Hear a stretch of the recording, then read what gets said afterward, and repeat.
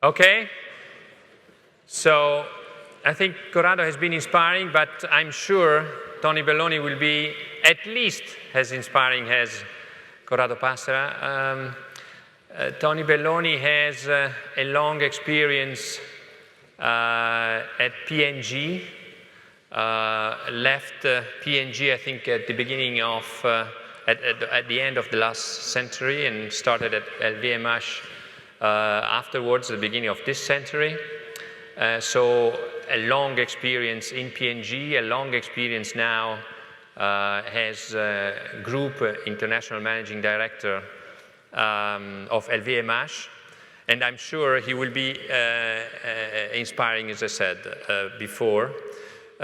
Tony is also a member of the International Advisory Council of Bocconi, and so we are extremely proud to welcome you, Tony, today here for your consideration. Please join me on the stage, and the stage is yours. And I think the logic, as you have seen before, same structure, and then we open it to the floor for questions. So good morning, everybody. Really a pleasure and an honor to be here. When Professor Verona asked me to talk a little bit about leadership, I had what I call a Balotelli moment. Why me? But then, you know, I really have had the unique luck or chance of working at two companies that are global leaders, two companies that are as different as they come, really. They are different in ownership structure, in the category they compete in the organization, in the culture. But at the same time, they both are very driven to be the best at what they do, and they have a belief that people make the difference, although, as we will see, that is practiced in a different way. So, great opportunity for me to learn. I'll try to share some of my insights, and I hope that we'll steer some good Q&A after this. I want to say that, you know, Corrado was incredibly inspiring. With me, you're going to be a little bit more down to earth. I am going mostly to speak from experience, so, you know, observations of what I've seen across the centuries, as Riccardo was saying, so in a career that starts looking a little bit too long. Okay, I start with, you know, what are the traits, the behaviors that tend to be recurrent in good leaders. I start with authenticity. Corrado said it before, there are many, many ways of being a leader. General Colin Powell was a leader, Mahatma Gandhi was a leader, and Steve Jobs was a leader. They certainly did not have the same style, but they were all true to themselves. Leadership is also something that, particularly in the companies, is practiced over the long run, and sometimes under pressure. So, pretending to be a sweetheart and then revealing the inner bastard within you when the tough gets going doesn't really work. Very important. Now, people tend to make a difference not because they are perfect, because they are complete, because they are very rounded, or because they have no weaknesses. They tend to make the difference because they are very, very good at something, sometimes exceptional in something. So it's quite important to obviously manage the weaknesses, because nobody likes perfection. In fact, I have a view that weaknesses tend to be one way of getting closer to people. I, for myself, always been fighting my shyness for over 30 years. And, you know, first of all, I use it to get a little bit more prepared before meetings, presentation, and sort of things like that. But I also think that it has some charm. So I'll make, you know, half of the strength of that. Curiosity. Corrado mentioned that, and I'm really a believer. It's something that I want to teach to my kids. Very important. It's a great engine in private life as in professional life. It's what pushes you to really dig a deeper, to really ask the next question, to look for the insight, to make the unique connection. Why is this working like this? Why are we winning share in China and losing in the US? I don't get it. Go get the answers. Push it more and more in depth. One of my direct reports often talks of himself as a student of life, and he really is a student of life. He is always looking for what can I learn in this situation that will apply to my business. I was with him recently at Ritz-Carlton, the hotel company that wins the awards year after year for best customer service. Their mantra is, ladies and gentlemen, serving ladies and gentlemen, which I find fantastic. And I had to stop him because, after 2 hours of questions, he really was trying to see what could he learn that would work in his business.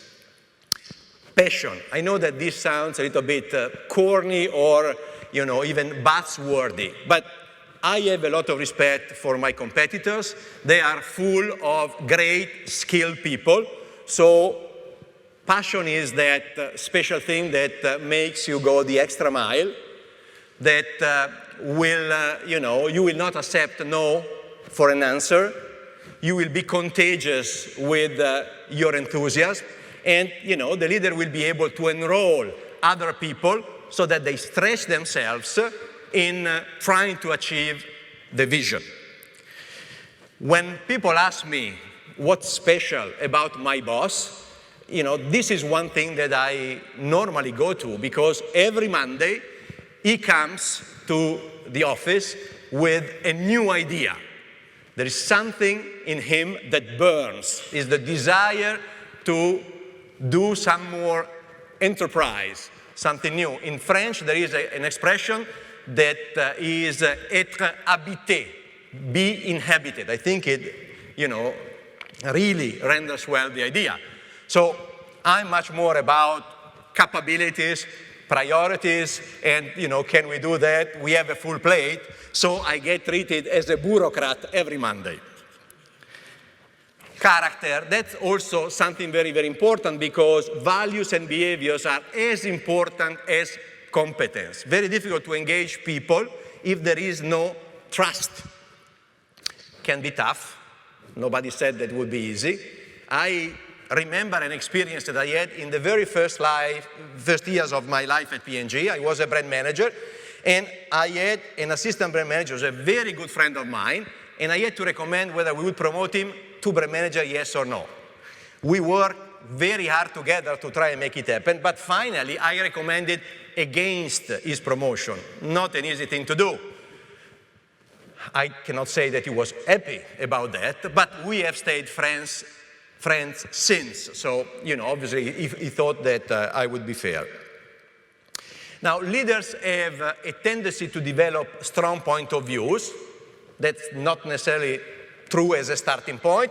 Actually, neutrality, openness is a good posture, because it forces you to go and get inputs from different positions and from different players, to really consider alternatives, to probe ideas, and to enrich the discussion before a decision is made. But there is a point where neutrality, doesn't really help make things happen.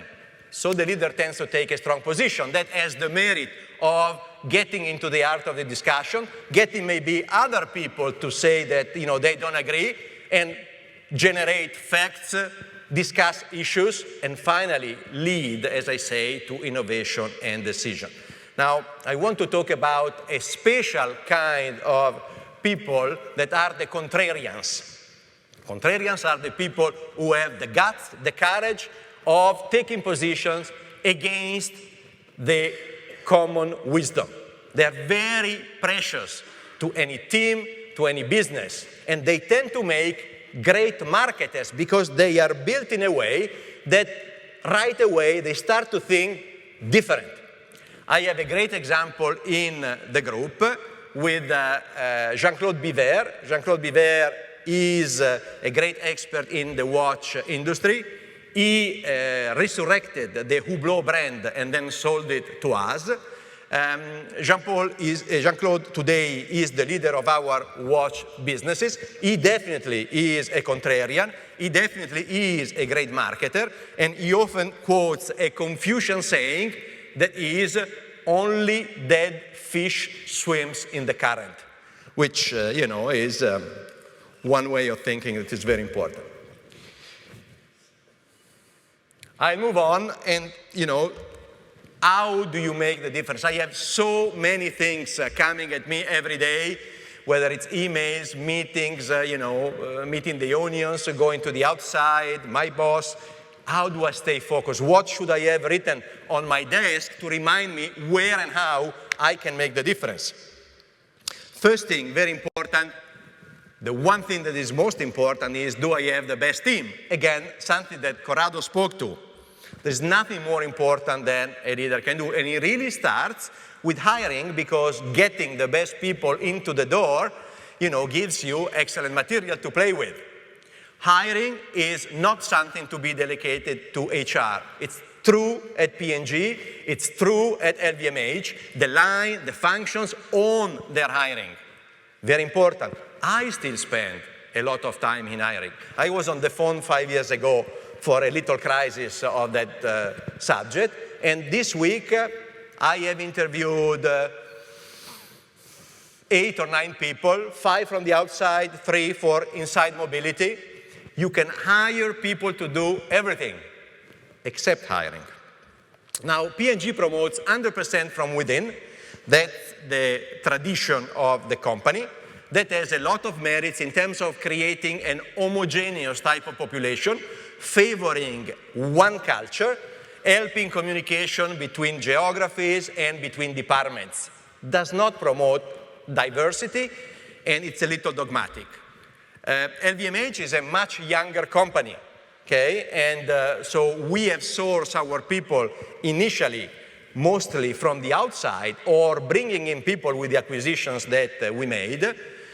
Today, we are in a position that I feel quite good about. We fill our position for 2/3 from the inside and from 1/3 from the outside. It's agile, it's pragmatic, it's motivating to the people inside because they have a lot of room for growth with our 68 companies, but at the same time allows us to really go and look for the right skills. I have one example. 3 years ago, we had a succession at Le Bon Marché, which is the department store institution in Paris. We had somebody who ran that business for 20 years, was ready to retire. So we looked inside, and there was a manager who had done very, very well on a brand and really was, very passionate about being the next leader for the Bon Marché. But she had never, ever practiced the department stores. So we responded to that, gave her a training opportunity at the same time as looking outside. And as I was looking outside, we met a person that had 27 years of experience in department stores all around the world. He had done nothing else than that. There was no match. We went for the right set of skills and move on. Interesting enough, A.G. Lafley, in his second stint at P&G, has recently said that one of the reasons why the beauty business at P&G isn't doing that well is that they have put over the last few years people that were very good, but were not really experts of the sector, and said, I reserve myself the right to going outside if I don't find the right skills inside. Very good decision. Now, one thing that I have to give tribute to P&G is that the dedication to people development is incredible. In fact, managers are measured, rewarded, and find advancement if they are very good at developing their business, but equally good at developing people. So if somebody is not good at developing people, they are penalized for that.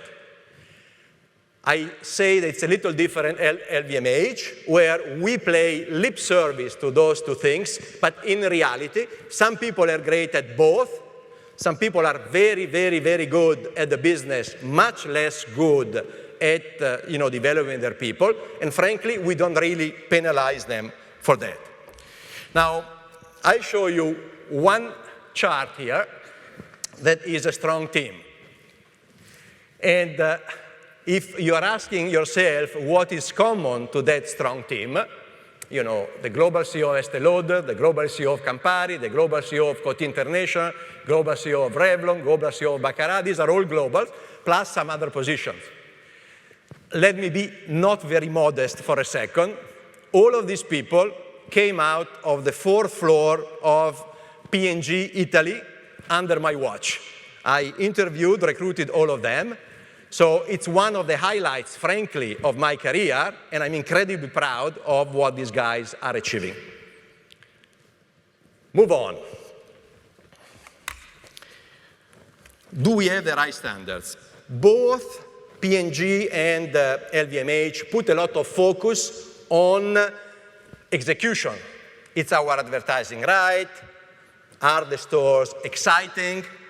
Etc. Now, the focus goes to different things. You know, fast-moving consumer goods is a scale business, so there will be a lot of attention on getting maybe the 30 seconds commercial right and then driving the hell out of it. The luxury business is what I call a high-touch business. We can design the most beautiful experience in my office, but then what really is important is that that is replicated with inspiring excellence every country, every day, every store, every customer, every transaction. So, you know, very, very important. High level of standard will suck people up towards, you know, perfection in our type of business. With the high price that we ask for our products, there is not much tolerance for imperfection, rightly so. Now, one thing to say is that these execution ideas cannot really come from me. Doesn't say they cannot have a good idea, certainly. But I do not have the intimacy, the closeness, the proximity. I don't work 24 hours, 7 days a week on a specific brand, product, creation, etc., etc. My role is ensuring that we have the right standards and the right level of ambition on creativity. Very, very important.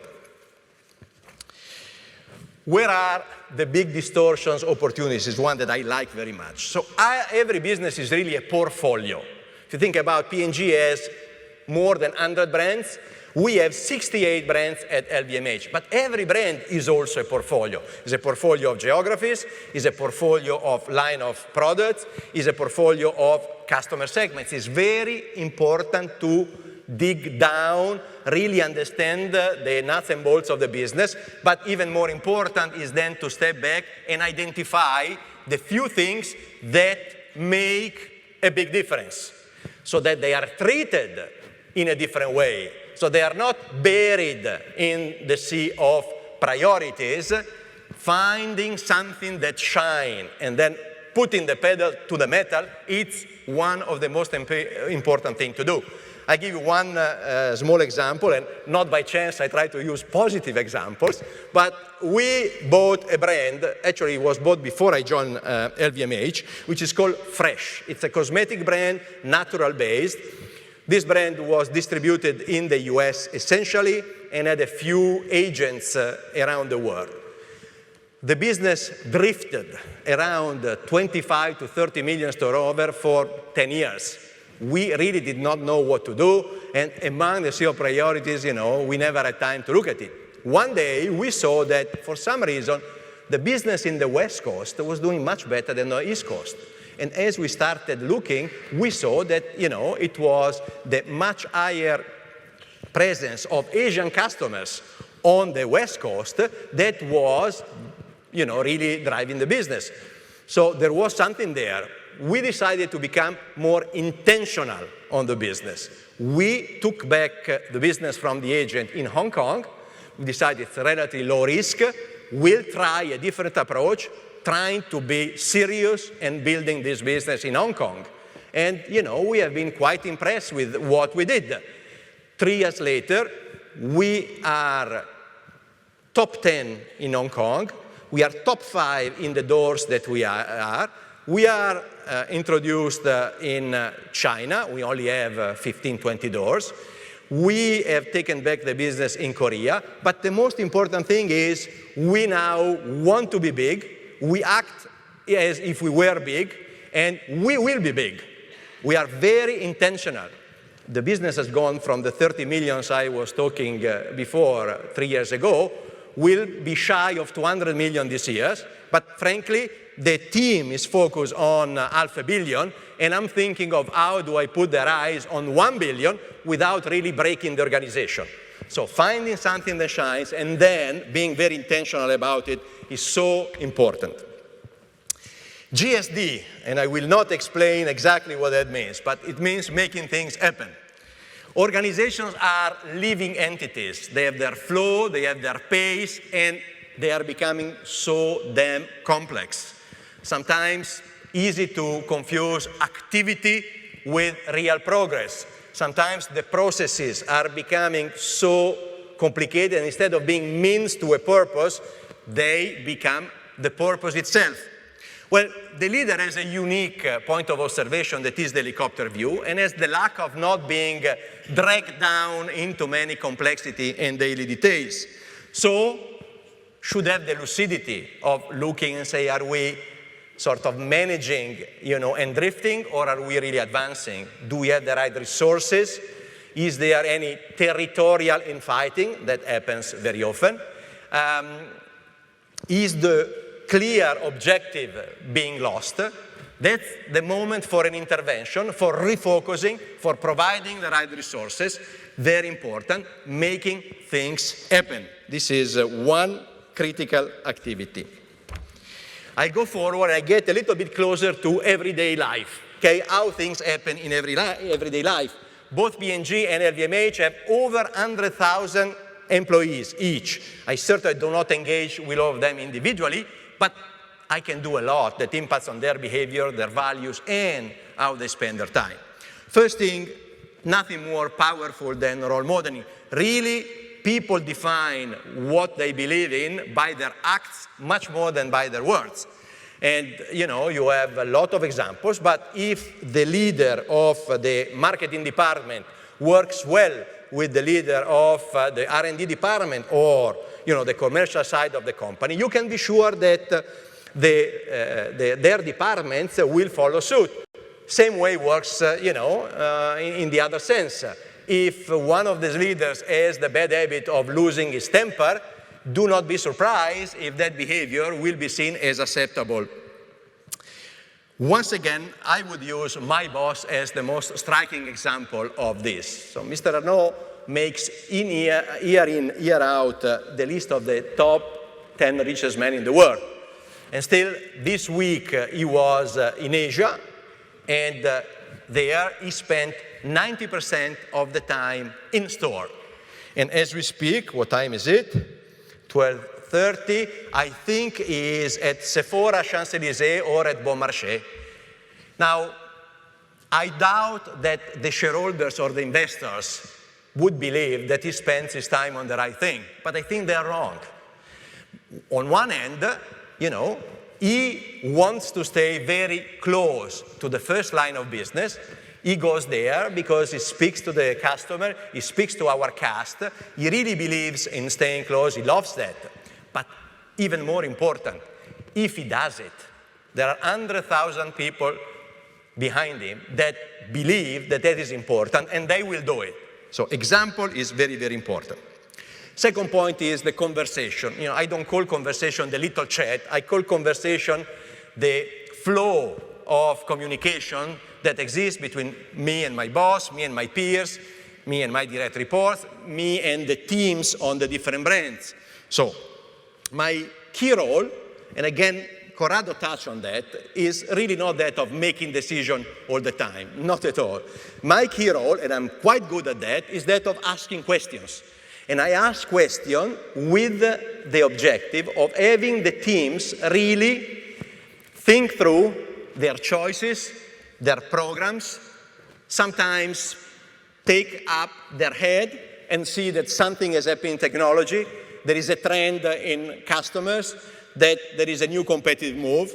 But I do that trying not to take away their initiative. I really want them to move to the right place and keep the ownership of their choices. That will ensure that they maintain the passion. They maintain the passion much better than if I impose a choice. Now, that doesn't say that I never impose a choice, because some conversations are very productive and some conversations are not productive at all. One of the things that I fear the most is when you go and obviously things are not working, and when you try a list of ideas, they always will tell you that we are already doing it. Okay? And when we are already doing it, it means, listen, don't bother us, we know what we are doing, just go away and let us do our business. Now, one thing that I will tell you is that I have one of the most interesting conversations with somebody who lives 10 hours away. I see 4 or 5 times per year, and has a hearing impairment. He doesn't hear well.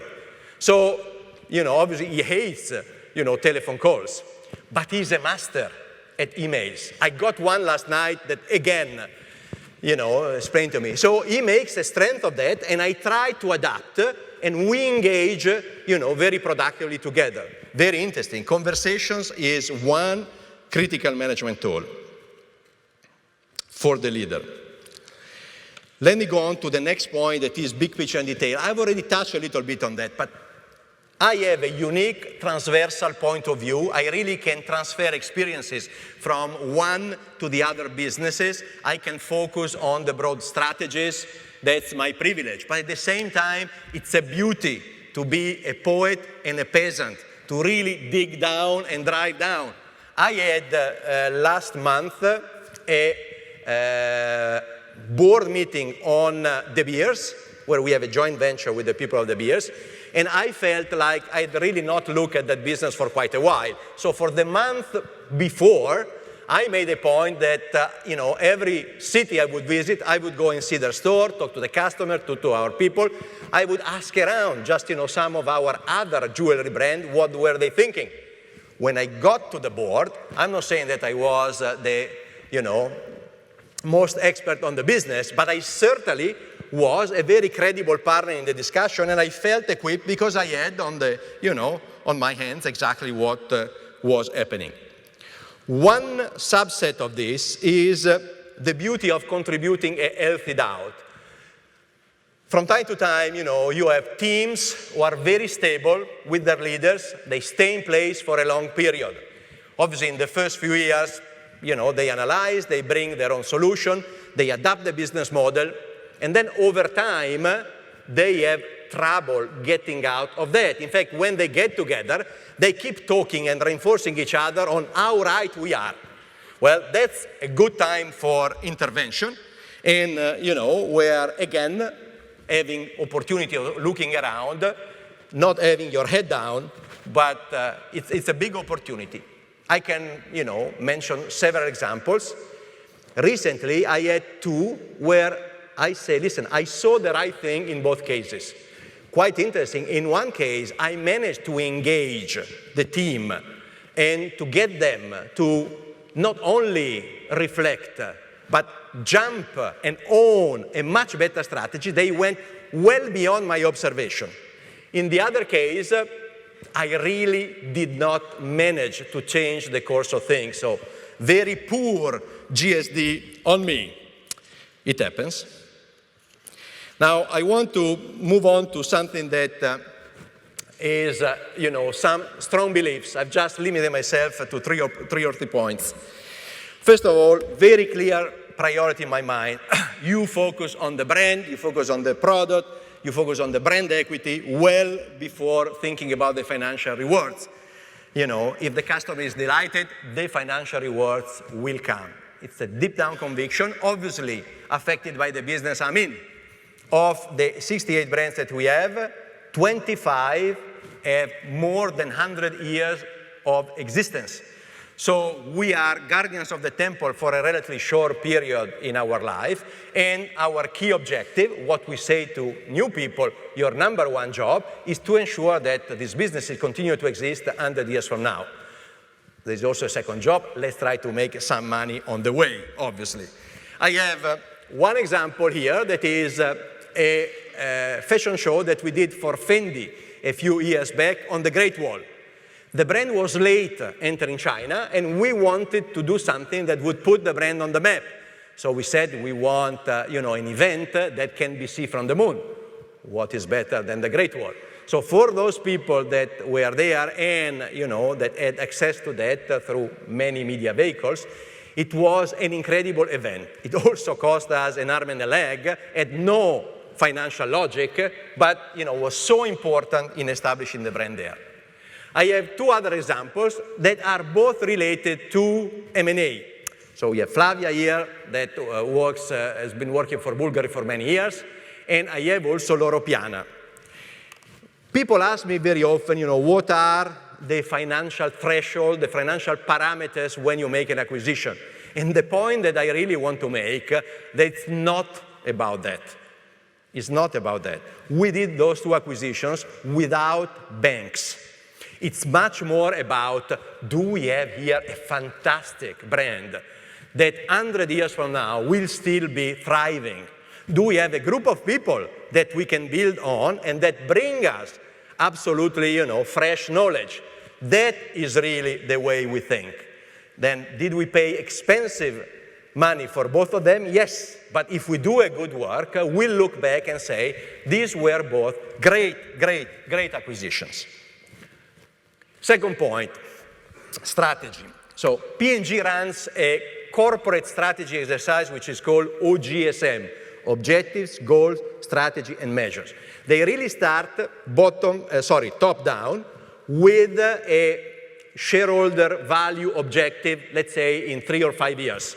And then they decide how to best leverage the assets that they have, how to allocate resources between the different geographies, business units, so that that objective is reached. In fact, that objective is cascaded down so that all the business units, all the geographies, all the individuals know what mega design they are contributing to, okay? Very important. We really don't have that. As I just said, the higher order goal at LVMH is the long-term development of the brands. And, if that is true, we do our strategy by brand. It's a very rigorous exercise, but it's only done by brand. And then we aggregate what comes up by brand into branches, and then we aggregate into corporate. I do the presentation to the board of our corporate strategy, and I have to say that, I go through acrobatics to try and dress well what is really an exercise that is done brand by brand. There is a logic, P&G scale is so damn important for us. It's really about delivering unique, fantastic, superlative proposition to our customers. That is much more important. Now, one special insight on strategy that I bring between those two experiences that both have merit is the strategy is highly dynamic. Strategy is not really the rails on which the train of business runs. Strategy is the surf on the wave. I like that analogy a lot. The environment changes under your feet, and it's very often unexpected. Yes, you'll get to the shore, but you don't know exactly how. You have to adapt continuously to that. I think it captures very, very well the volatility of some of our markets. I'll give you some example. Last year, with the devaluation of the yen, okay, the travel retail Japanese business went down by 50% overnight.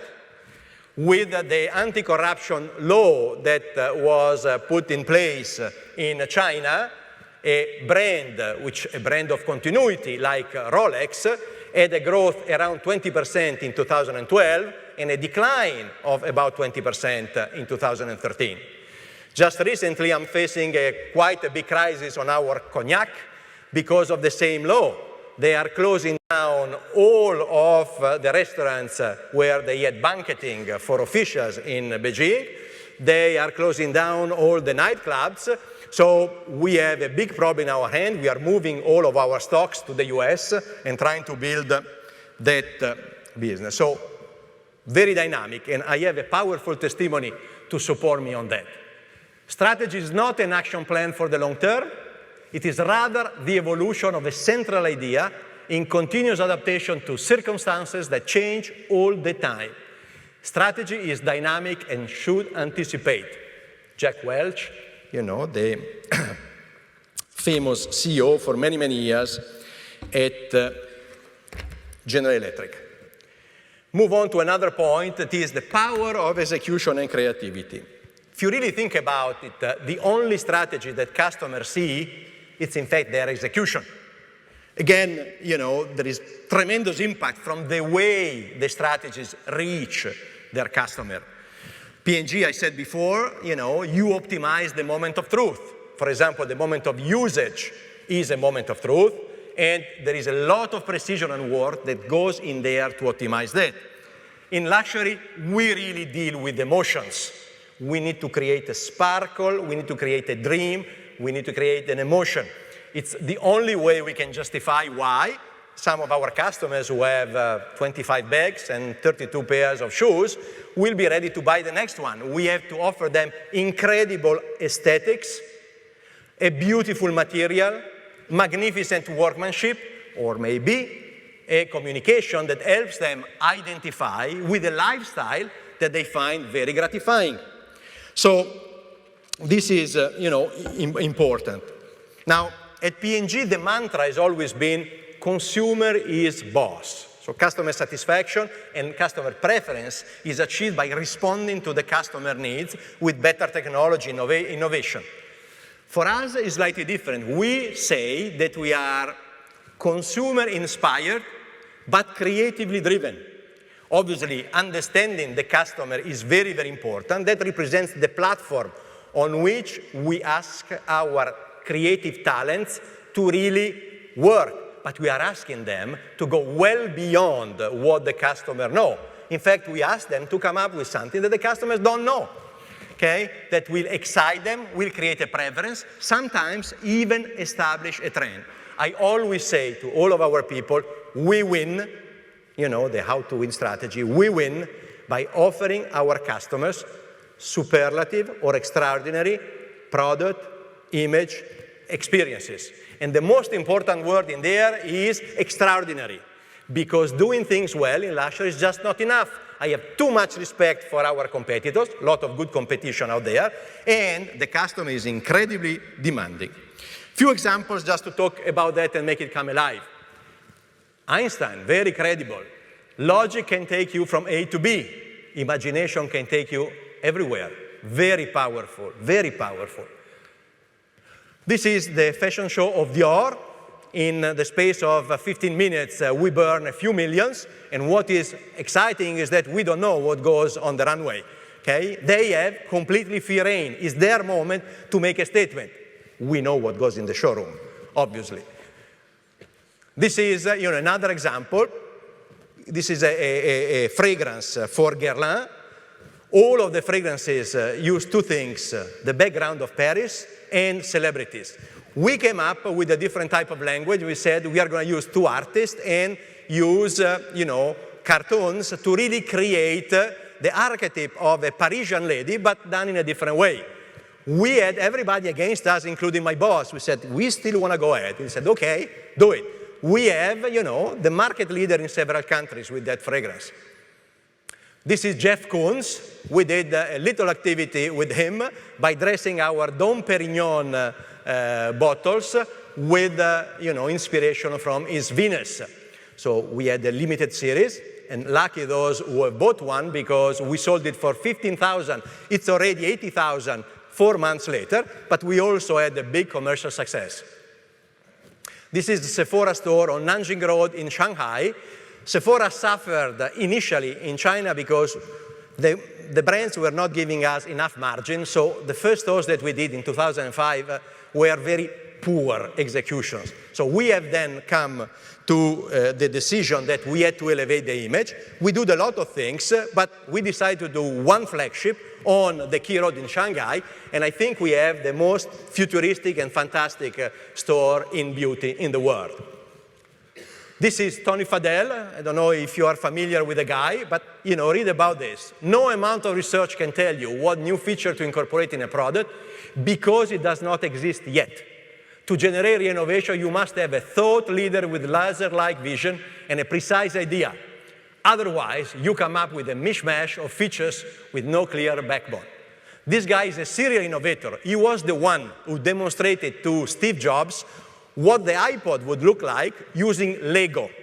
Okay? He just recently sold this new company to Google, so now he works for Google. Very interesting experience. This is the foundation for creation. This is a building that it's almost completed. We'll open in October. And was built by Frank Gehry, famous architect behind the Guggenheim Museum. It's incredible technology, a lot of it Italian in there. It will be, the catalyst for the value that really federates our 68 companies, that is the passion for creation. There will be art, there will be artists, there will be our own shows, there will be programs with schools, but that really, drives home a point about we are a company kept together and built around that. I want to close with one statement, interesting, again, similar to what Corrado said, although as you see, quite different experiences. One thing I learned about leadership is its importance every day. The world is turning faster. There are trends that you can reasonably take from the past and project in the future. There are other trends that you can say, okay, I can draw a few scenarios and benchmark them, but you can be sure that there will be, developments that are very difficult to see today and that will surprise us. The future is an exciting black box. So the one thing that I can do to prepare my company for the future is, in fact, to ensure that the next generation of leaders are better than we are. That really is my focus every day. Thank you. Thank you. Thank you, Tony. So, as I promised, we start from this side for question, or also if there are others. Nobody wants to? Here is one. Okay, the center is fine as well. Can we get a mic here in the center, please?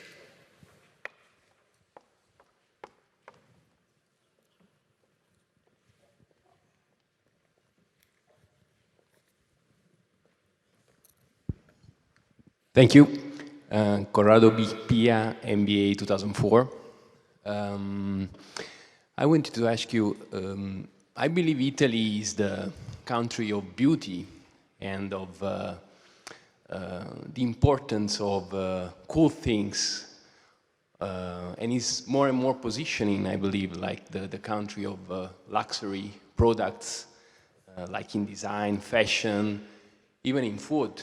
So I wonder, why do you think there is no such company as LVMH in Italy? Why it did never develop?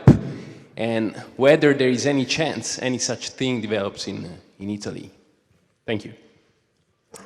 It's an interesting question. I am well aware that throughout the years there have been a number of opportunities and a number of essays from entrepreneurs in Italy. I think Italy is a country which for the luxury business is absolutely fantastic, head-to-head with France. The skill set is maybe slightly different. In Italy, the skill set is much more product and manufacturing based. If you really think about most of the luxury goods around the world, doesn't matter of what nationality are the brands, are made in Italy. We do all of our shoes in Italy, most of our bags in Italy, most of our ready-to-wear in Italy. So there is a real. Now, Italy also has a tradition of small companies and of excellence, Italy also suffers a little bit sometimes from the difficulty of trusting the others and associating. I think that there is nothing preventing that from happening. I think Mr. Bertelli at Prada, Mr. Della Valle are building small groups in that sense. I don't think that there is anything that prevents them from doing, but it's also a matter of timing. I think what really worked well for my boss or for Mr. Pinault was the sense of timing. They were there at the right time when, luxury was moving from being, and more of an artisanate to an industry, when there was the opportunity for globalization, and they took advantage of that with a lot of courage. Interesting, Mr. Bettelli really started it because you know that we bought, and it was well before my time, a portion of Gucci in reaction to something that he did. And then, he had another type of, few other businesses, Jill Sander, Church, Car Shoe, Miu Miu. Now, the one big choice that these entrepreneurs have is what group of people are they ready to have around them, and what type of delegation. For those entrepreneurs, it's never easy. For my boss, it's not easy as well. But there is a point where either you build a strong group of management and you can really manage more businesses, or you have to step back and do very well 1, 2, maximum 3 things. I think that that's one of the big divides that exist. But I don't think there is anything that prevents. Italy remains one of the countries with the greatest presence of mid-sized brands that have incredible creativity and product knowledge, okay, and with some difficulties to make the next step. So I think still a great opportunity. Can I build on this just because I think we're just in picture. Do you think Luxottica, you mentioned some, could be a consolidator, or given the size they have, or do you think Luxottica is actually not in the luxury segment? Or what's your view on? Listen, luxury is what we want. I think Luxottica has already been a very strong consolidator. It's a very good company. It's a company with a very significant size. They have assembled and bought businesses from all over the world. They have a unique system. I think they can continue doing that. They have moved from simply wholesale into retail. They are now showing with their alliance with Google, they are very forward-looking. So very good example. Thanks for bringing it up. There was another there in the center of the room. I'll come now. Thank you for the speech. Stefano Zagnoni from MBA 2004, like to Corrado. You talk about the moment of truth. Today we have the 0 moment of truth. So for sure digital has changed the customer experience.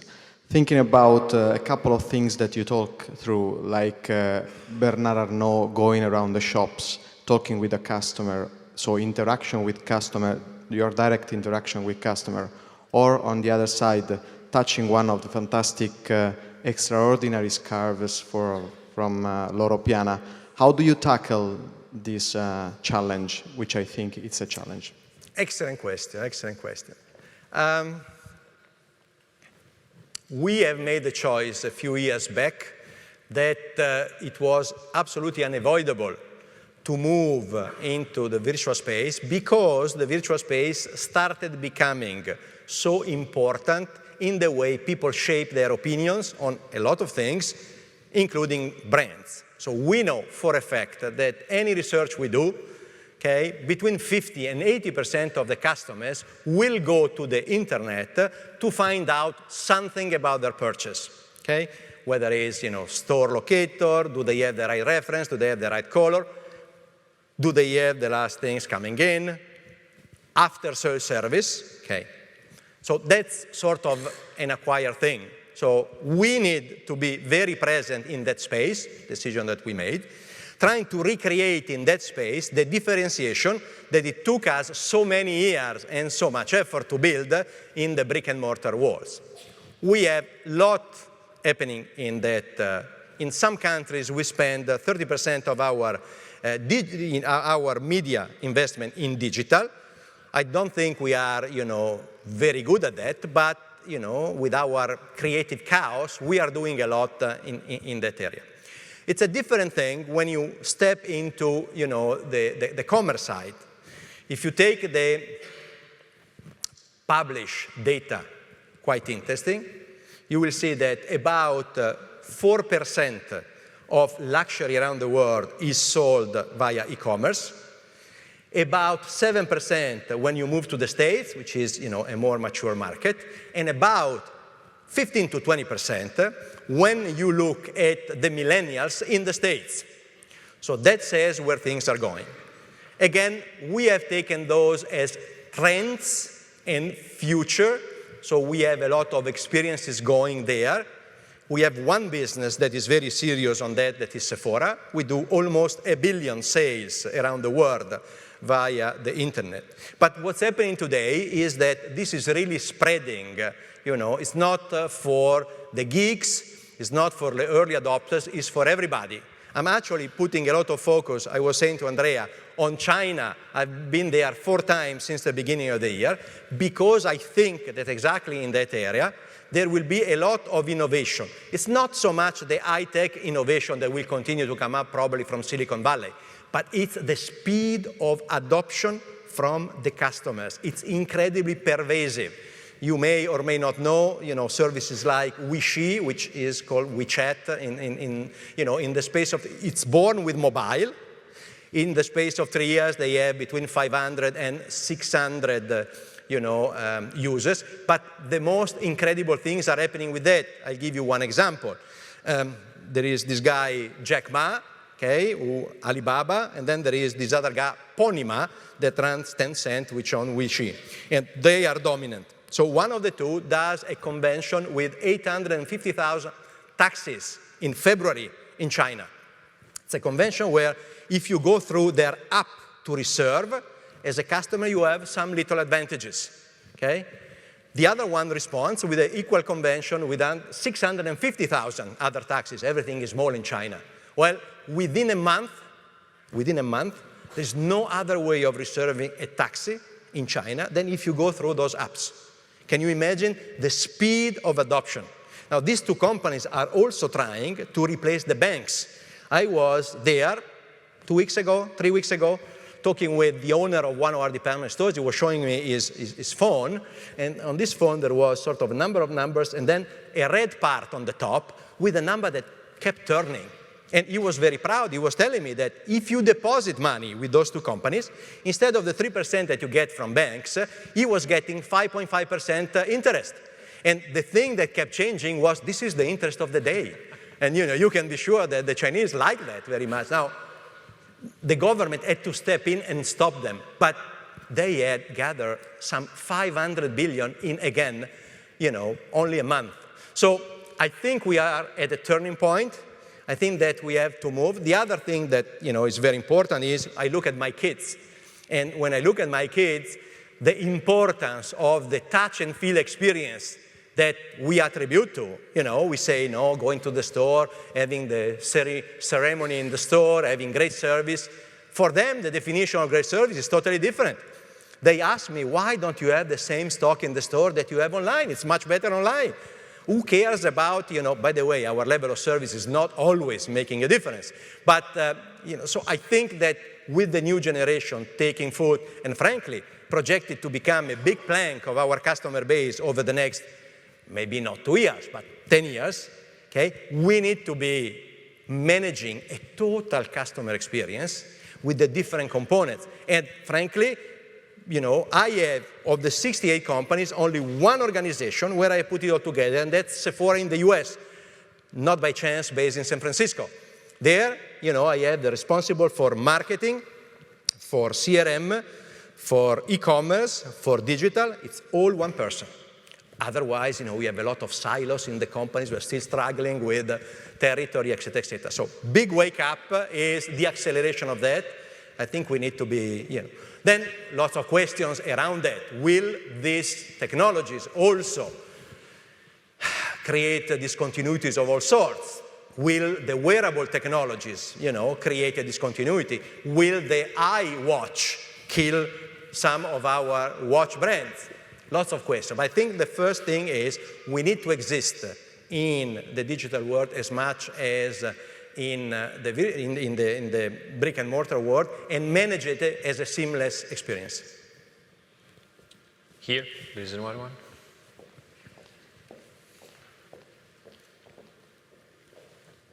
Morning. Domenico Fazio, I'm Bastier team candidate. This is a very difficult question, but I'll try. I'll go. The premise is the following. The luxury goods sector has been fueled over the last decades by the growing numbers of high net worth individuals. Sorry? High net worth individuals, ultra high net worth individuals. The growth in plutocracy. And I think that this comes along with the increasing spreads of wealth between ultra high net worth individuals and the middle class of low income people. So I wonder if it's feasible to do a sort of stress test in which you simulate the effects of the decrease in this spread, and which could be within the LVMH perimeter the brand that could be the most affected.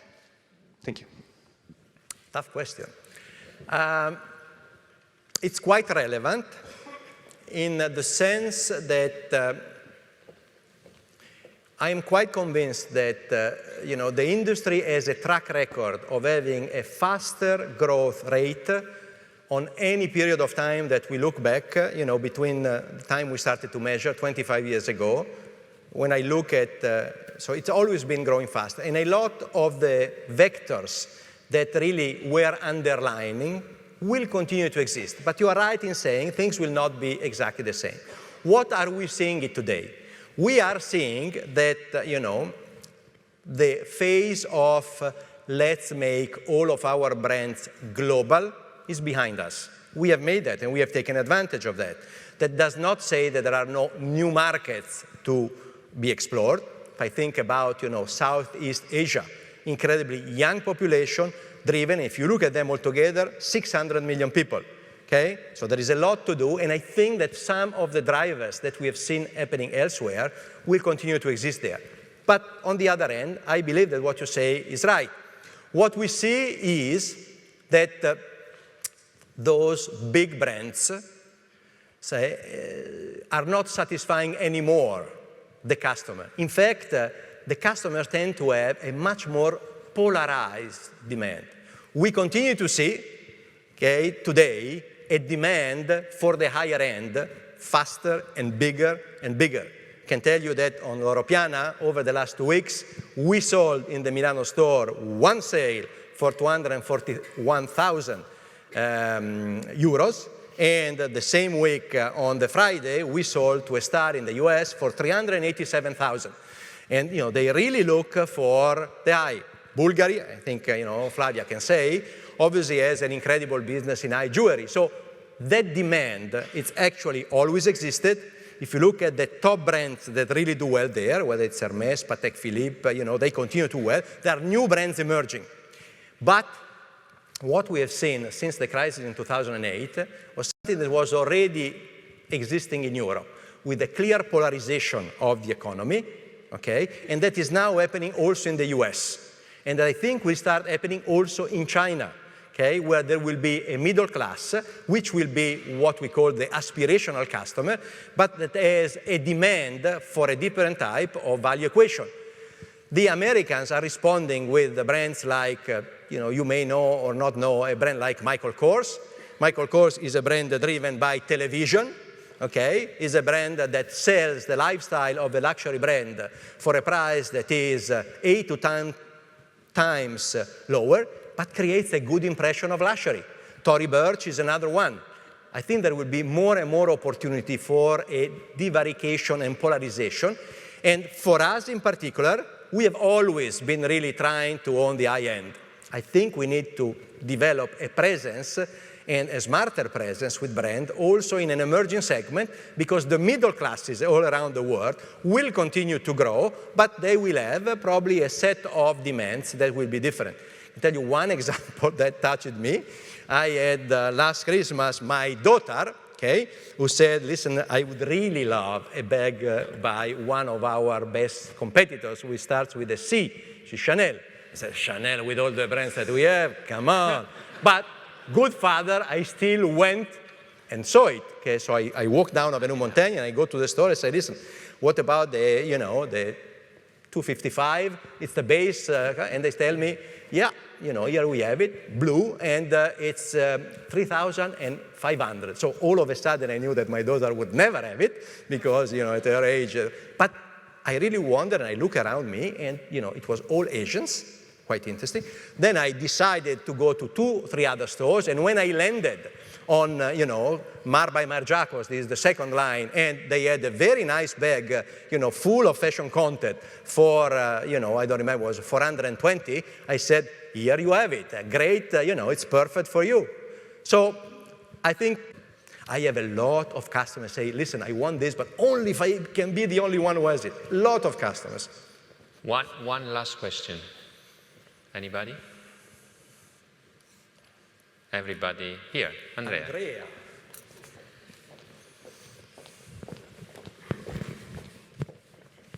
My question is relevant to us, of course, but I guess also for the others. And that is, you mentioned the fact that you still do quite a number of interviews, so you're very much in charge of people. So when we talk about young people, okay, so I'm not talking about senior managers that respond directly to you, but young people, what do you look at? So, I don't know, international exposure, what kind of skills, what kind of assets do you look at? I mean, you take, I guess, half an hour interview. What are you looking for? So when it's a very interesting question because let's say that when we do an interview for somebody younger, we are not necessarily thinking about a specific need that we have in the organization. So we really look for the type of material. And as always, you look a little bit in their personality, in their experience, in the way they have conducted their life to see the germs of what they could turn into, okay? So in general, some of the things that I've said are very important. Are these people really driven by a clear idea, by the passion? Are they going to turn into those people that will go the extra mile? Have they been curious in their life? Have they maybe a little bit, crazy horses, but done a lot of things because at an early stage it's good to look into very different things and get excited with those. So the passion and the drive are definitely one thing.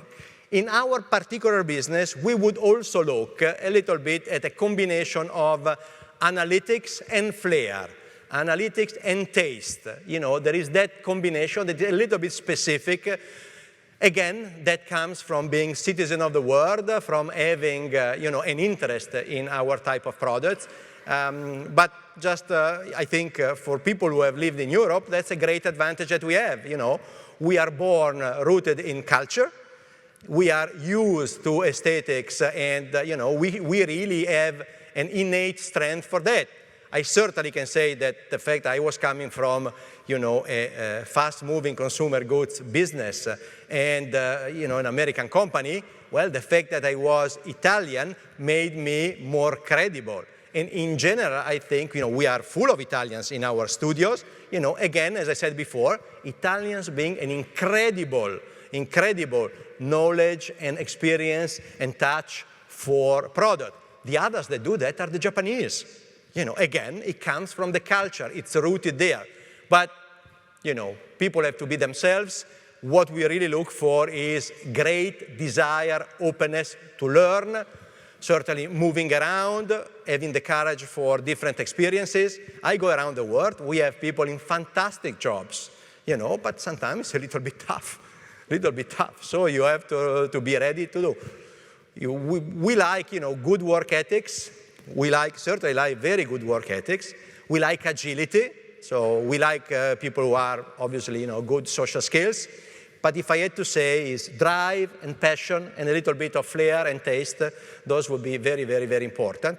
And then, obviously, the schools and what they have done in their preparation sort of are part of the package. They will tell us that people who come out from good schools, they will have, all the fundamentals to face up to a new problem, face up to a new situation. But as I said, we really need the people who are going to anticipate, to have the courage of thinking differently, to have the strength, the ability to enroll people with them, we are looking for the leaders of the future. Thank you. Thank you very much, Tony. Really appreciate it. Thank you. And for you as well, a sign of your time. Thanks again. Thank you again.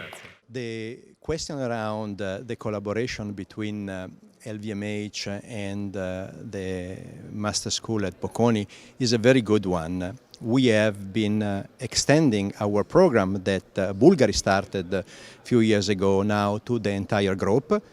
I have personally been involved in the selection of the candidates, and I will make sure that this program really sees success both in terms of the experience of the 15 students that will have an internship in our companies during the summer, and that we can also find good recruiting opportunities.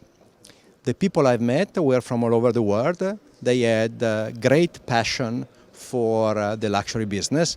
In fact, I challenged my team saying, listen, these people really want a job in luxury, so we better identify the best one and make sure that they stick with us, otherwise they will work for our competitors. I was very impressed by the variety of the group. Some of them already had experiences in other parts of luxury businesses, and by their determination. The average age also showed a quite solid, mature preparation. So we are looking for these people as a generation of the next leaders, and we look forward to the opportunity of appreciating their profile and then assigning them to important jobs in our companies around the world. We have exciting opportunities. In fact, if I think about the future of LVMH, finding the right people remains probably the most important critical factor and challenge. So making this program successful is in the interest of the school, but is as much in our interest. I really have high hopes for it.